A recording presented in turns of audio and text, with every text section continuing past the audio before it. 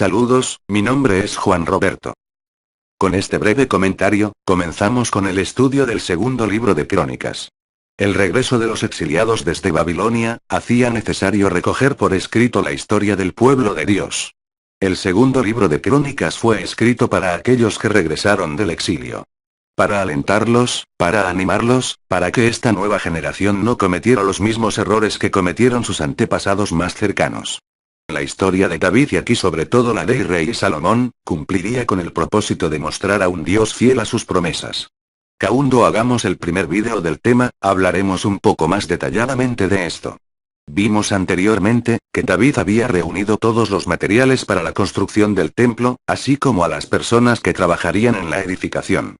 Igualmente, David trató de infundir entusiasmo no solo en los líderes de la nación, sino también en el resto del pueblo. Organizó los servicios del templo, para cuando estuviera finalizado. Proveyó todo el dinero y le dijo a su hijo Salomón que se pusiera manos a la obra. Ahora, en el segundo libro de Crónicas, veremos cómo Salomón pasó a la acción.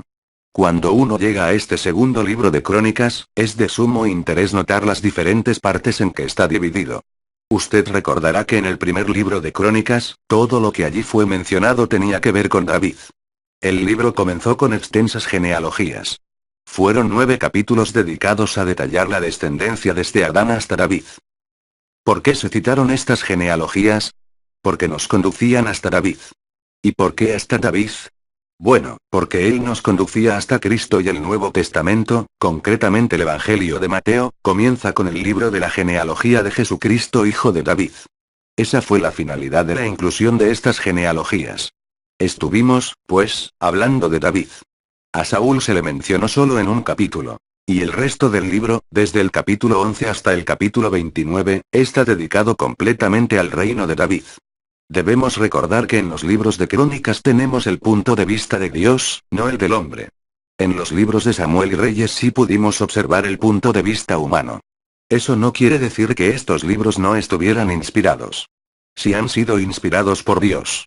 Pero él nos dejó en primer lugar el punto de vista humano de este período histórico y después, el punto de vista divino. Y al observar ese punto de vista divino, vimos que el énfasis recayó sobre David. ¿Y cuál es el énfasis que destacó David? La edificación del templo de Dios.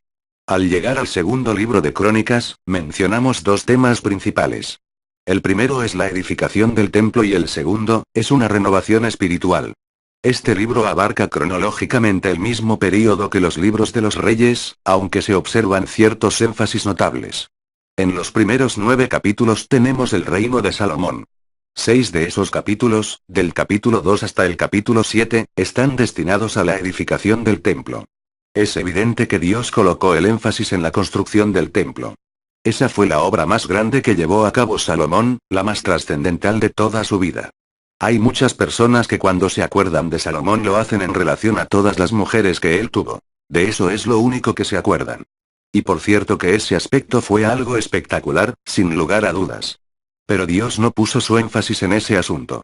En esa faceta de su vida él no estaba haciendo la voluntad de Dios.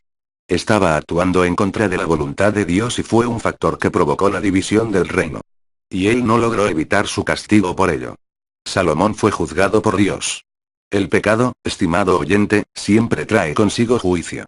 No importa quién comete el pecado, amigo oyente, siempre trae castigo. Y la única manera por la cual usted puede llegar al cielo, es por medio de un Salvador, y ese Salvador es Cristo Jesús. Así es que el primer tema importante de Segunda de Crónicas es la construcción del templo por parte de Salomón. Eso fue importante. Dios creyó que era importante e inspiró al escritor para que dedicase 6 capítulos a este asunto.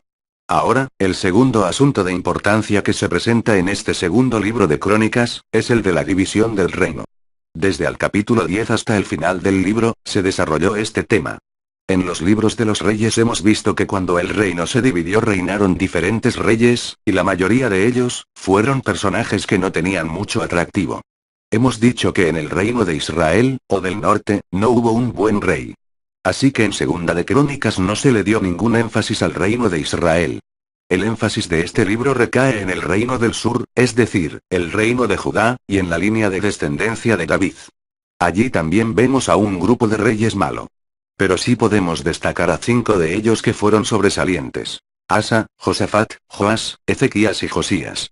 Estos 5 reyes fueron los medios para traer nuevamente una renovación espiritual a la nación. Dios puso, entonces, el énfasis en la renovación, y en esta sección dedicaremos bastante tiempo al tema de la renovación. Debemos decir que Dios es soberano. No lo podemos obligar a que haga algo, Él tiene un plan y no va a cambiarlo, por usted o por mí. Lo importante en nuestros días, estimado oyente, es que nosotros nos pongamos a marchar según el plan de Dios. La voluntad de Dios nos llega a través de los siglos, desde la eternidad y se hace realidad por los siglos hasta la eternidad. Y nadie puede detener esa fuerza tan grande como es la de Dios. Alguien quizás diga que no le agrada esa idea. Recordemos que somos criaturas, y que una criatura no puede forzar a Dios a hacer algo. Más bien es Dios quien está tratando de que nosotros hagamos algo. Y ahí está el problema. No es la responsabilidad de Dios obedecernos, sino que es nuestra responsabilidad obedecerle a Él. Alguien podría preguntar, ¿es que no quiere Dios enviar una renovación? Por supuesto que sí. ¿Y estamos dispuestos a cumplir sus condiciones? Respondemos lógicamente que sí, pero en realidad no lo estamos haciendo. Creemos que es interesante notar que los movimientos espirituales que han surgido en nuestros días no han sido provocados por ciertas formulaciones o estrategias que incluyen ciertos métodos o condiciones que han de ser cumplidas para que tengan éxito. Y debemos decir que en el día de hoy tenemos que aprender a inclinarnos ante la voluntad de Dios, y debemos acercarnos más a Él y entregarnos confiadamente al cumplimiento de su voluntad. Y en la historia vemos que hay ciertas personas que han sido usadas de una manera maravillosa porque estaban dispuestas a recibir y no a dar órdenes. A veces aquellos que han tratado de impulsar un liderazgo meramente humano, incluso actuando de buena fe, son los que impiden una auténtica renovación espiritual. Lo que sí necesitamos, es escuchar lo que al respecto dice la palabra de Dios. Y es por eso que estamos aquí tratando de entregar la palabra de Dios a otros. No creemos que Dios necesite de nuestras brillantes ideas. Se nos dice en las Escrituras que un movimiento espiritual no surge como resultado de los esfuerzos humanos. Dijo el profeta Zacarías en el capítulo 4 versículo 6, no depende del ejército ni de la fuerza, sino de mi espíritu, dice el Señor Todopoderoso. No se trata de nuestro cerebro ni de nuestros recursos o fuerza física, sino de la acción y el mover del espíritu. Esa es una lección difícil de aprender. El foco de luz en este libro se concentra en los reyes que siguieron en la línea de descendencia de David. Se ha dado una importancia especial a los 5 reyes que ya hemos citado, en cuyos reinados se vivieron períodos de renovación y refier. El libro concluye con el decreto de Ciro el Grande, de Persia, después de los 70 años de cautividad. No se incluyen datos sobre el período de la cautividad, que parece constituir una pausa en el plan de Dios. Recordemos que estos libros de crónicas constituyen el registro histórico presentado desde el punto de vista de Dios. En nuestro estudio de Segunda de Crónicas seguiremos el siguiente bosquejo. Y el reino de Salomón, en los capítulos del 1 al 9. Y la división del reino y la historia del reino de Judá, en los capítulos del 10 al 36, donde se destacaron especialmente las regiones. A. El rey Asa, capítulos 14 al 16. B. El rey Josafat, capítulos 17 al 20. C. El rey Joás, capítulos 23 al 24. D. El rey Ezequías, capítulos 29 al 32. E. El rey Josías, capítulos 34 al 35. Saludos. Nos vemos en el primer estudio de Segunda de Crónicas.